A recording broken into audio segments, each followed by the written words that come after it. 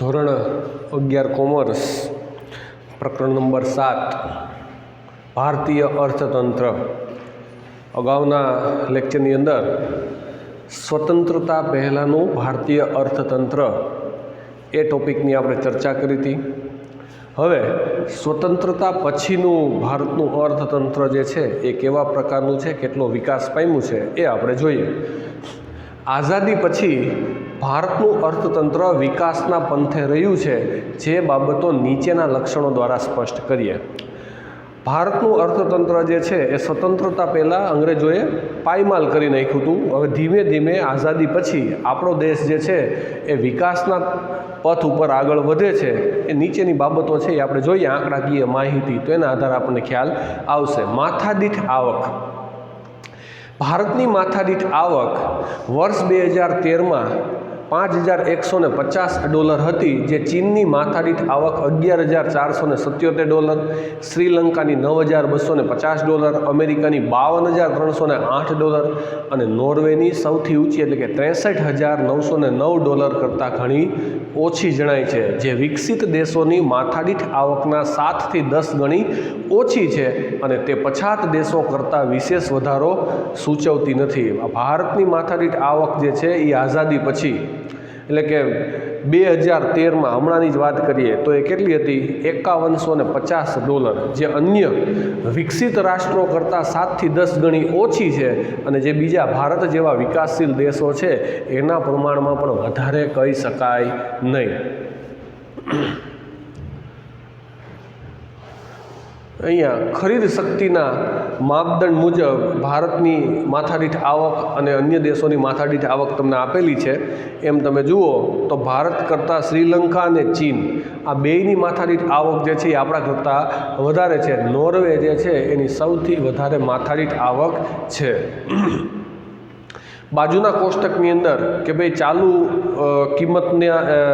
કિંમતના આધારે અને સ્થિર કિંમતના આધારે માથાદીઠ આવકમાં થયેલો ફેરફાર જે છે એ બતાવવામાં આવ્યો છે કે ભાઈ વર્ષ 2011-12થી 2014-15 સુધી ભારતની માથાદીઠ આવક જે છે એ કેવા પ્રકારની હતી. 2014-15ની અંદર 88,533 દેશની માથાદીઠ આવક જે છે એ રૂપિયામાં બતાવેલી છે અને આ જે છે એ ડોલરની અંદર છે, અમેરિકન ડોલરની અંદર. ડોલર છે એ કોમન કરન્સી છે, બધા દેશો સાથે સરખામણી કરવી હોય તો એ ડોલરની અંદર આપવામાં આવેલી છે. અને બાજુના કોષ્ટકની અંદર તમે જુઓ તો એ શેમાં આપેલી છે?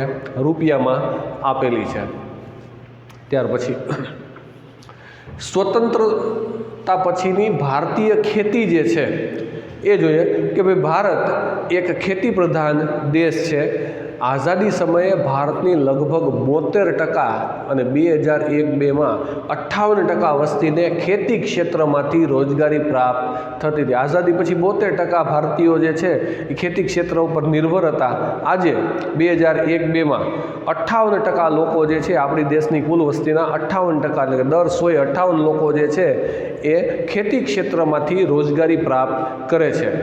જે પ્રમાણ 2013-14માં ઘટીને લગભગ 49% જેટલું રહ્યું છે. 2013-14માં કેટલું થઈ ગયું? 49%, એટલે ઘટી ગયું. 72%માંથી 49% આવ્યું.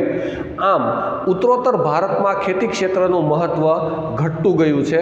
1950-51માં ખેતી ક્ષેત્રનો રાષ્ટ્રીય આવકમાં ફાળો 55% હતો અને જે ઘટીને 2013-14ની અંદર માત્ર 14% રહ્યો છે. બરાબર. એટલે રાષ્ટ્રીય આવકની અંદર પહેલાંના સમયમાં 1950-51ની અંદર દેશની કુલ રાષ્ટ્રીય આવક હોય એમાં 55% હિસ્સો છે એ ખેતી ક્ષેત્રનો હતો અને અત્યારે એ ઘટીને માત્ર કેટલો રહ્યો છે?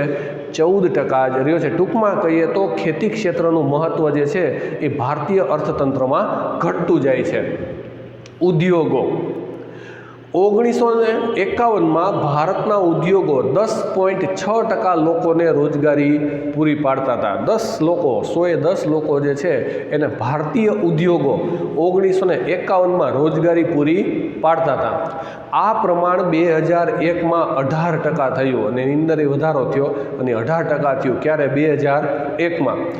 આ પ્રમાણમાં વધારો થઈને વર્ષ 2011-12માં ઉદ્યોગ ક્ષેત્રે રોજગારીનું પ્રમાણ 24.3% થયું. એમાં હજી ઉત્તરોત્તર વધારો જ થાય છે. વર્ષ 2011-12ની વાત કરીએ તો દર 100એ 24 લોકોને રોજગારી ઉદ્યોગમાંથી મળતી હતી. એટલું જ નહીં, પણ 1950-51માં ઉદ્યોગ ક્ષેત્ર જે છે એનો રાષ્ટ્રીય આવકમાં 16.6%નો હિસ્સો હતો. 1950-51માં જે ઉદ્યોગો છે એનો રાષ્ટ્રીય આવકમાં ફાળો કેટલો હતો? 16%. જે પ્રમાણ વર્ષ 13-14માં વધીને 26% થયું. આ પ્રમાણની અંદર વધારો થયો ને એ કેટલો થઈ ગયો? 26%. આ ઉપરાંત ઉદ્યોગ ક્ષેત્ર વર્તમાન સમયમાં 2/3 ભાગની નિકાસ કમાણી મેળવે છે. અને અત્યારના વર્તમાન સમયની અંદર આ ઉદ્યોગો જે છે એમાંથી આપણે 2/3 ભાગની એટલે કે ત્રીજા ભાગની નિકાસ કમાણી ઉદ્યોગમાંથી આપણને થાય છે. આમ ઉદ્યોગ ક્ષેત્રે ભારતનો જો વધ્યો છે, તો ઉદ્યોગ ક્ષેત્રે આપણો વિકાસ જે છે એ વધ્યો છે. પરંતુ વાસ્તવમાં ભારત ઔદ્યોગિક દેશ બની શક્યો નથી. ભારત દેશ જે છે ઔદ્યોગિક દેશ છે નહીં. હજી પણ ખેતી ક્ષેત્ર જે છે એની ઉપર વધારે લોકો નિર્ભર છે.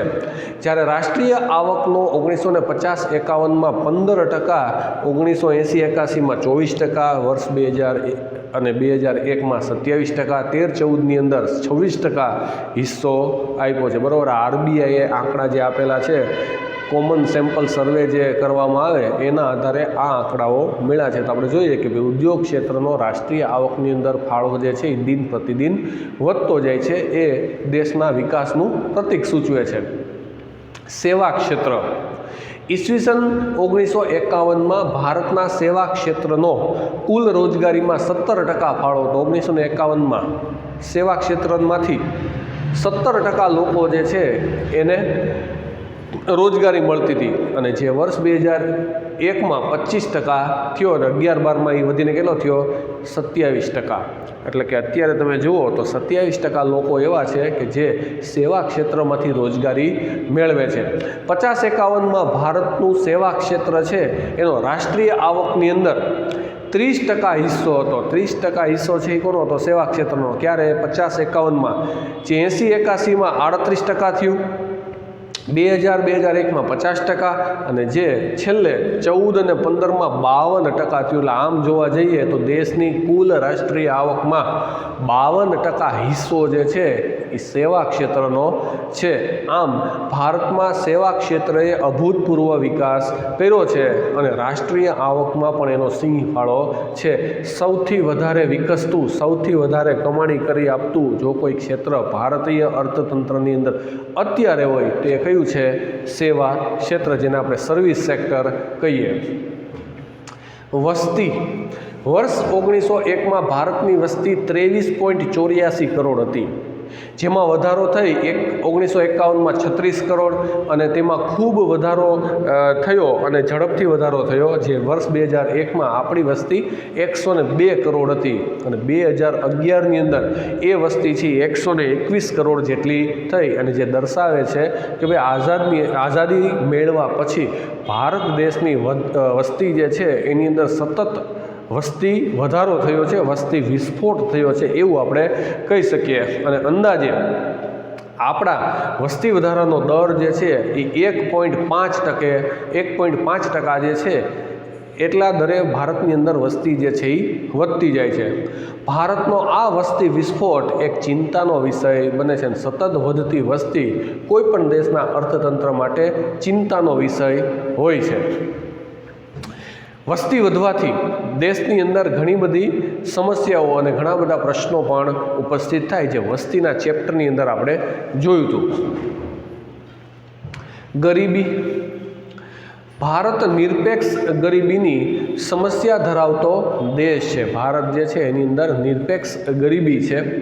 ભારત દેશમાં વર્ષ 73-74માં 54.9% લોકો ગરીબ હતા. 1973 73-74ની વાત કરીએ ને તો દર 100-54% લોકો એટલે કે દર 154 લોકો જે છે એ ગરીબ હતા.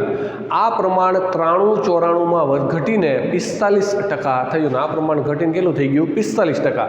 તેમાં ઘટાડો પામીને વર્ષ 2004-05માં તે 37.2% રહ્યું અને વર્ષ 2011-12ના આંક મુજબ ભારતની 21% વસ્તી ગરીબ હતી. અને એ વસ્તી વધારો જે છે એના પ્રમાણમાં તે ગરીબી તમે જુઓ તો વધતી જાય છે અને આમ જોઈએ તો તમને દેખીતી રીતે એ ઘટતી જોતી બતાશે, પણ દેશનો વસ્તી વધારો જે છે એ પણ ખૂબ જ વધારે છે. આ મુજબ 2011-12માં ભારતની 21.9 એટલે આમ ગણો તો 22% વસ્તી છે એ ગરીબ હતી.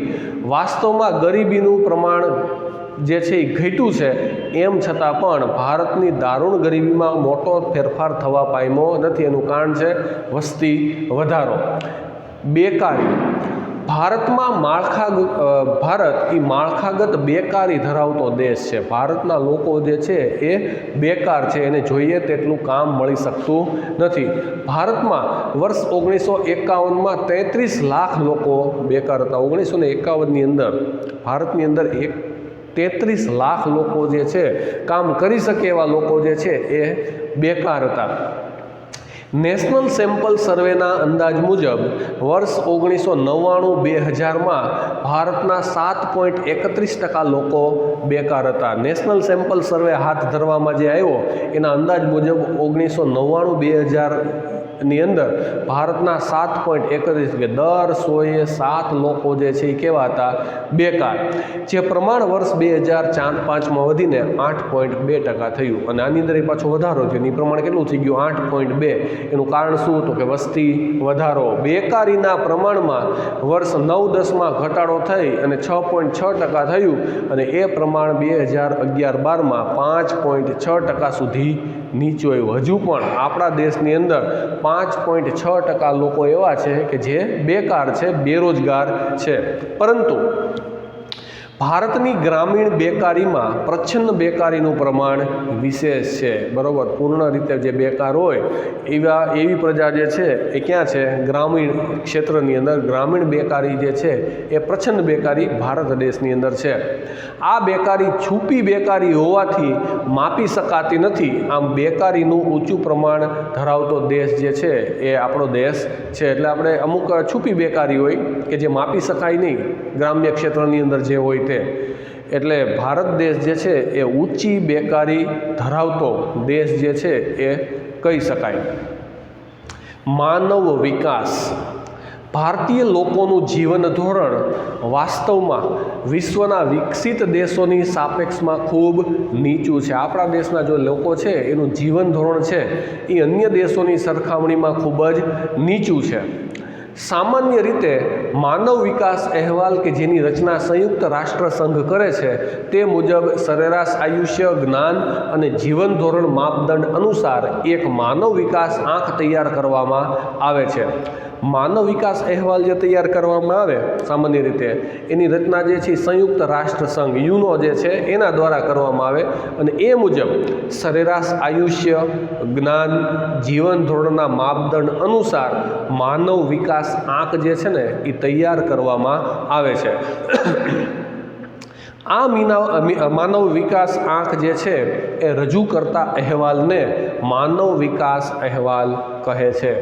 વર્ષ 2000ના માનવ વિકાસ અહેવાલ મુજબ ભારતનો માનવ વિકાસ આંક 0.463 હતો, જે સુધરીને 2010માં 0.547, 2012માં 0.554 અને 2013માં 0.586 આંક સાથે ભારત જે છે એ વિશ્વના જે 187 દેશો છે એમાં 136મો ક્રમ જે છે એ આપણે પ્રાપ્ત કરેલો છે. ભારત જે છે એનો માનવ વિકાસ આંક જે છે એ વધતો જાય છે. અલગ અલગ વર્ષોની અંદર એના આંકડા આપેલા છે. કુલ જે દુનિયાના 187 દેશો છે એની અંદર ભારતનો જે ક્રમ છે એ 136મો છે. આર્થિક વૃદ્ધિ. ભારતીય અર્થતંત્રએ વર્ષ 1970 પછી આર્થિક વૃદ્ધિની ઝડપ વધારી છે, તેમાં પણ ખાસ કરીને 1990-91ના આર્થિક નીતિના પરિવર્તનો બાદ આર્થિક વૃદ્ધિનો દર 6.8%ના વાર્ષિક ધોરણે વૃદ્ધિ પામ્યો છે. ભારતીય અર્થતંત્ર જે છે એણે 1970 પછી આર્થિક વૃદ્ધિ જે છે એની અંદર આપણે ઝડપ વધારી છે અને ખાસ કરીને 90-91ના આર્થિક નીતિના જે પરિવર્તનો કરવામાં આવ્યા, 1991ની અંદર જે નવી આર્થિક નીતિ તૈયાર કરવામાં આવી, ત્યારબાદ આ વૃદ્ધિ દર જે છે એ 6.8%ના દરે વધ્યો છે. જ્યારે ભારત દેશનો આર્થિક વૃદ્ધિ દર 50-51થી 1990-91 દરમિયાન માત્ર કેટલો હતો? 3.5% જ આર્થિક વૃદ્ધિનો દર હતો. વર્ષ 12-13 બાદ 14-15માં આર્થિક વૃદ્ધિ દર ફરી મંદ પડ્યો છે અને જે વાર્ષિક ધોરણે 5%થી નીચા દરે વૃદ્ધિ પામ્યો છે. 12-13 અને 14-15 બાદ આર્થિક વૃદ્ધિનો દર જે છે એ 5%ની અંદર રહ્યો છે ભારત દેશનો. જોકે ભારતીય અર્થતંત્ર ફરીથી ઊંચા આર્થિક વૃદ્ધિ દરે વધશે અને ઝડપથી સાનુકૂળ પરિણામો લાવશે એવી વિશ્વ આશા રાખી છે. ભલે અત્યારે આપણો આર્થિક વૃદ્ધિ દર છે નીચો ગયો, પણ આપણને એવી આશા છે કે નજીકના ભવિષ્યની અંદર એની અંદર સારું પરિણામ મળશે, સાનુકૂળ પરિણામો સર્જાશે અને ફરીથી આપણો જે વૃદ્ધિ દર જે છે એ વધશે. ભારતની સાધન ભાવોએ ચોખ્ખી રાષ્ટ્રીય આવક સ્થિર ભાવોએ ગણતા તે વર્ષ 50-51માં 2,69,724 કરોડ હતી, જે વધીને વર્ષ 2013-14માં 87,51,834 કરોડ સુધી વૃદ્ધિ પામી છે. આમ 63 વર્ષના સમયગાળામાં ચોખ્ખી રાષ્ટ્રીય આવકમાં 18 ગણો વધારો થયો છે. 50-51થી લઈ અને વર્ષ 2013-14 સુધીના આ 63 વર્ષનો જે સમયગાળો છે એની અંદર આપણી જે ચોખ્ખી રાષ્ટ્રીય આવક છે, દેશની રાષ્ટ્રીય આવક છે, એની અંદર 18 ગણો વધારો આપણે કરી શક્યા છીએ. રાષ્ટ્રીય આવકમાં વિવિધ ક્ષેત્રોનો ફાળો કે ભાઈ ભારતની આર્થિક વૃદ્ધિ માપન અંગેનું એક મહત્વનું માપદંડ જો કોઈ હોય, એમાં ખેતી ક્ષેત્રનું પ્રદાન જે છે એ રાષ્ટ્રીય આવકની આપેલ માહિતી પરથી સ્પષ્ટ થાય છે. ભારતની આર્થિક વૃદ્ધિ તમારે માપવી હોય તો અંગે એક મહત્વનો માપદંડ છે, એ માપદંડના આધારે માપી શકીએ, જેમાં ખેતી ક્ષેત્રનું પ્રદાન જે છે એ રાષ્ટ્રીય આવકની આપેલ માહિતી પરથી સ્પષ્ટ થાય છે. લગભગ 63 વર્ષના અનુભવ પરથી એ સાબિત થાય છે કે રાષ્ટ્રીય આવકમાં ખેતી ક્ષેત્રનો ફાળો સતત ઘટતો ગયો છે. ખેતી ક્ષેત્રનો ફાળો જે છે એ રાષ્ટ્રીય આવકની અંદર ઘટતો જાય છે, એ આપણે અગાઉ જોયું. સેવા ક્ષેત્ર જે છે એનો ફાળો છે એ વધતો જાય છે.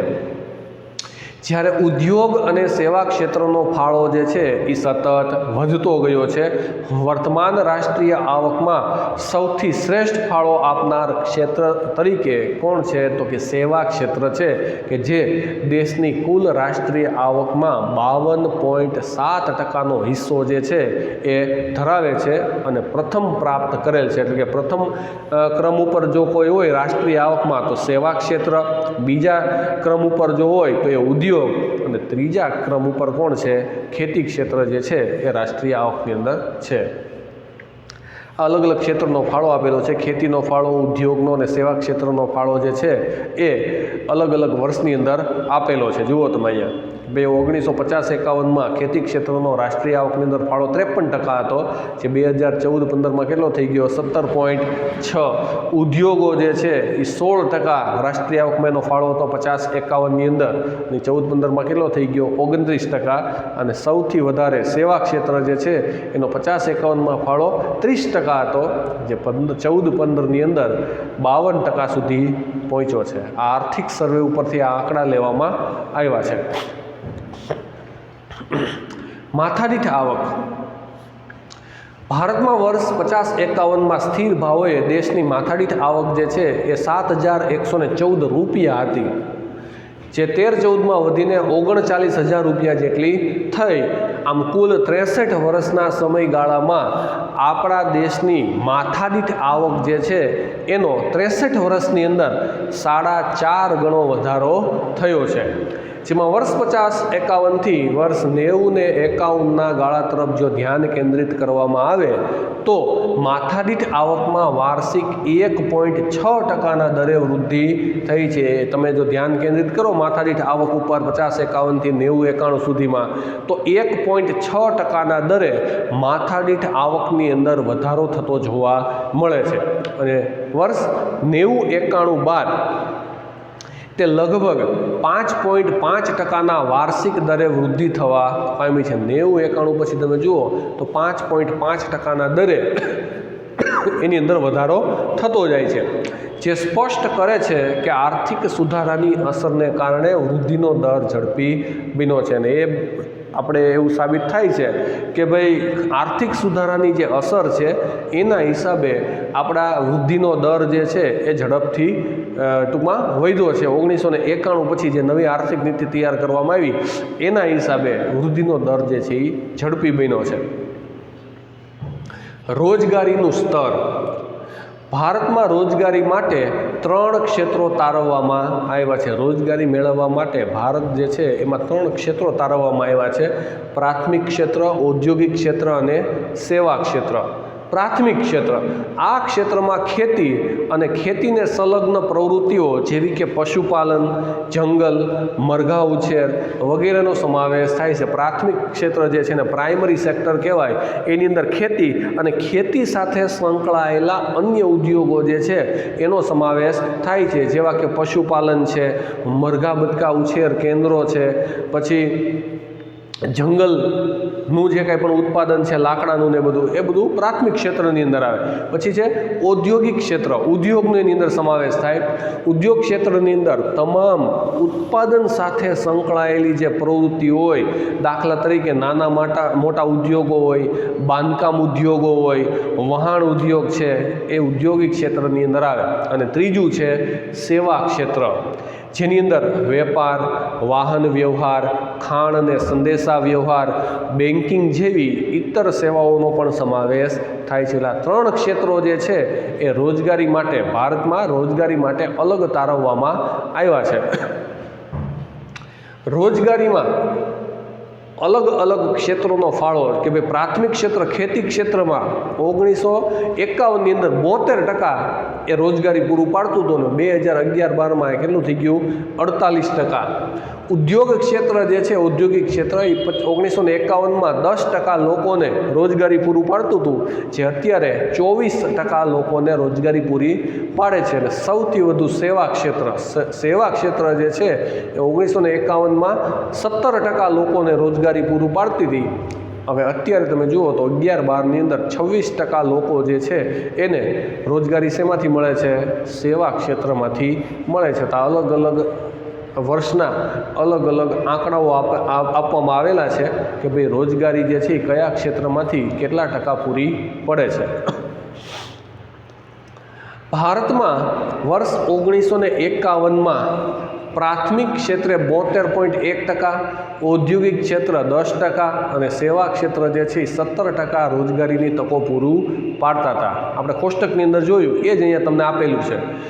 વર્ષ 1951માં પ્રાથમિક ક્ષેત્ર 66%, ઔદ્યોગિક ક્ષેત્ર 12% અને સેવા ક્ષેત્ર 20% રોજગારીનું સર્જન કરતા હતા. એની અંદર વધારો થયો. 1991ની અંદર જે વધારો થયો એ આપવામાં આવેલો.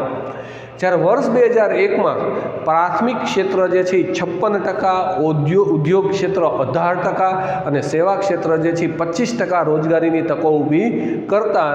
અને આ જ રીતે જોવા જઈએ તો 2011-12માં પ્રાથમિક ક્ષેત્ર 48%, ઉદ્યોગ ક્ષેત્ર 24% અને સેવા ક્ષેત્ર જે છે એ 26% રોજગારીની તકોનું સર્જન કરતા હતા, જે સ્વયં સ્પષ્ટ કરે છે કે 1951થી 2011-12ની અંદર આ સમયગાળાની અંદર લોકો જે છે એ રોજગારીના હેતુસર પ્રાથમિક ક્ષેત્રમાંથી ઔદ્યોગિક અને સેવા ક્ષેત્ર તરફ વળ્યા છે. સતત જો 1950-51થી જોવામાં આવે આજ દિન સુધી તો લોકો જે છે એ પ્રાથમિક એટલે કે ખેતી ક્ષેત્રમાંથી ઉદ્યોગ અને સેવા ક્ષેત્ર તરફ વળ્યા છે.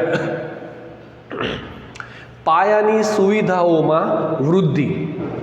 દેશના આર્થિક વૃદ્ધિનો દર પાયાની સુવિધાઓ ઉપર નમે છે. આપણા દેશનો જે વૃદ્ધિ દર છે એ જે દેશની અંદર પાયાની સુવિધાઓ પૂરી પાડવામાં આવે એના ઉપર નિર્ભર હોય છે, જેમાં વીજળી, શિક્ષણ, આરોગ્ય, સંદેશા વ્યવહાર, વાહન વ્યવહાર, સિંચાઈની સગવડ વગેરે અગ્રતા ધરાવે છે. આ બધી પ્રાથમિક સુવિધાઓ કહેવાય.